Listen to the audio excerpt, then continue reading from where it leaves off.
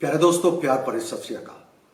सब तो पहला किसानां नाल जुड़े हुए नौजवान मुंडे कुड़ियां नूं, गुणी ज्ञानी सज्जणां नूं, पंजाबी पंजाबीयत दी रूह नूं समझण वाले बुद्धिजीवियां नूं मेरे वल्लों बहुत आदर ते सत्कार मंजूर होवे।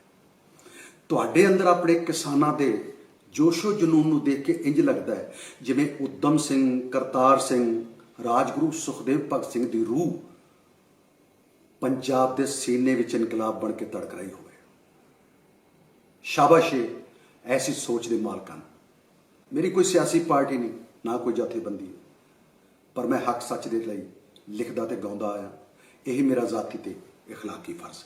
इस नाचीज़ गुरदास मान के पंजाबी होने की नीयत तबीयत ते शक करन वालियां नूं मेरी हाथ जोड़ के बेनती है कि बेशक मैनू गालां कढ़ लेना, पर मेरे हथों मेरे पंजाबी होने का हक मान सत्कार ना खोना। यही मेरी सारी उम्र की कमाई है, यही खाई है तो यही हंडाई। बस एक छोटी जी गल जो गलती नहीं सी मगर गलत बना दी। किसी इंटरव्यू के मैथों सवाल पूछा गया कि हिंदी भाषा नूं लैके पंजाब विच जो काटो कड़मस चल रहा है, ये बारे तुहाडा की ख्याल है?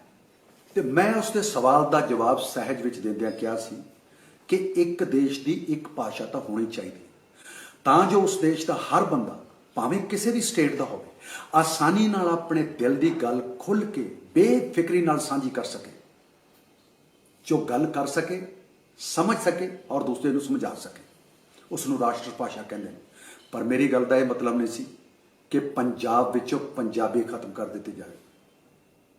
पंजाबीए तुसीं आप सोचो, पंजाबीए जुबाने नहीं रकाने मेरे देश दिए लिखण ते गाउण वाला की ये गल कर सकता है? खैर कोई गल नहीं, माड़े चंगे दिन हर बंदे नूं देखने पैंदे ने और इम्तिहान हर बंदे दी जिंदगी विच आउंदे ने। अपनी जिंदगी का पहला टुटिया फुटिया गीत मैं उस वेले लिखिया सी जदों पंजाब दे विच आण आई सी। आण दा मतलब टिड्डी दल आया सी। असीं छोटे छोटे बच्चे अपने प्यो ताए चाचे ते सीरियां नाल पीपे खड़का खड़का के ते रौला पाउंदे होए आण नूं उड़ा रहे सी। उस वेले उस घटना तो प्रेरित होकर मेरी कलम दवात वाली कलम चों ये गीत निकलिया सी कि पीपा चक के तुरी किरसाना नरमे नूं खा गई आण वे। पीपा चक के तुरी किरसाना नरमे नूं खा गई आण वे। ते हुण दस्सण लगा मैं अपनी जिंदगी की पहली परफॉर्मेंस बारे जो 9-10 साल की उम्र में दी। जदों मेरा चाचा मैनू मोढे ते चुक के भीड़ नूं चीरदे हुए मेरे पिंड वाली मंडी की रामलीला की स्टेज ते मैनू चढ़ा के स्टेज सैकटरी तो इजाजत लैके मेरे गाउण की सिफारिश की ते मैनू गाउण लई किया ते मैं कंबदे गाया, रुखी रोटी ते छप्पड़ दा पानी वे जट्टा तेरी जून बुरी, वे रुखी रोटी ते छप्पड़ दा पानी जट्टा तेरी जून बुरी। उस तो बाद जवान होए, बड़े होए और गीतां की रिकॉर्डिंग शुरू हुई। उस वेले गाया, जीण मेरे वतना दियां मावां कर कर जीवन पुत जवान, कुड़ियां चिड़ियां धीआं पैणा सभे जीवन खुशी मनाण, भागां वाली धरती जीवे धरती दे मजदूर किसान, अल्लाह रखे वाहिगुरू बख्शे भली करे सब दी भगवान। मेरा देश मेरे दिलदारां दा, ऋषियां मुनियां अवतारां दा। तुसीं हुण दसो मैं बचपन तो लैके हुण तक किसान नूं कित्थे भुल्ले ते अज मेरे नाल किसानां दे नाल जुड़े होने के बावजूद भी मेरे उत्ते शंके शुबा पैदा किए जा रहे हैं। कुछ कलाकारां दी, कुछ बंदियां दी मैं की दसां, मेरे नाम नूं लैके मेरी उम्र नूं लैके हाय तबा मची रहिंदी है। हाय मैं मर जा, अजे तक जिउंदा नचदा गाउंदा। यार असीं की नचना ते गाउणा, यार नचावे तो नचदे हैं। पर एक गल दस्सण लगा, बेशक मैं सोशल मीडिया के उत्ते ज़्यादा एक्टिव नहीं है, पर इसका मतलब नहीं है कि मैं किसानां नाल जुड़िया नहीं। एक लाइन विच कही हुई गल जे किसी दे समझ नहीं आई तो पूरी किताब लिख के भी समझ नहीं आनी। गुरु नानक पातशाह जी बाणी का जिन्हों एक ओंकार समझ नहीं आया, उन्होंने गुरु ग्रंथ साहब की बाणी समझ नहीं आनी।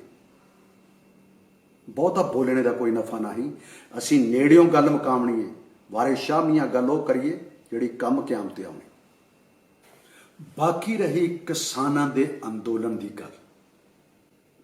सारी दुनिया नूं अन्न देण वाला अन्नदाता अज दिन रात बेगानियां जूहां बेगानियां सड़कां ਇੱਕੋ ਹੀ ਦੇਸ਼ ਦੀ ਨਾਲ ਲੱਗਦੀ ਸਟੇਟ ਵਿੱਚੋਂ ਲੰਘਦਿਆਂ ਪੁਲਿਸ ਦੀਆਂ ਮਾਰਾਂ, ਪਾਣੀ ਦੀਆਂ ਤੇਜ਼ ਬੁਛਾਰਾਂ ਤੇ ਸਾਰੀ ਰਾਤ ਧੱਕੇ ਧੋੜੇ ਖਾ ਕੇ ਦਿੱਲੀ ਦੇ ਜੰਤਰ ਮੰਤਰ ਤੱਕ ਪਹੁੰਚਣ ਦੀ ਫਿਰਾਕ ਵਿੱਚ ਲੱਗਾ ਹੋਇਆ ਹੈ ਕਿਸਾਨ, ਕਿ ਸਾਡੀ ਗੱਲ ਸਰਕਾਰ ਤੱਕ ਪਹੁੰਚੇ।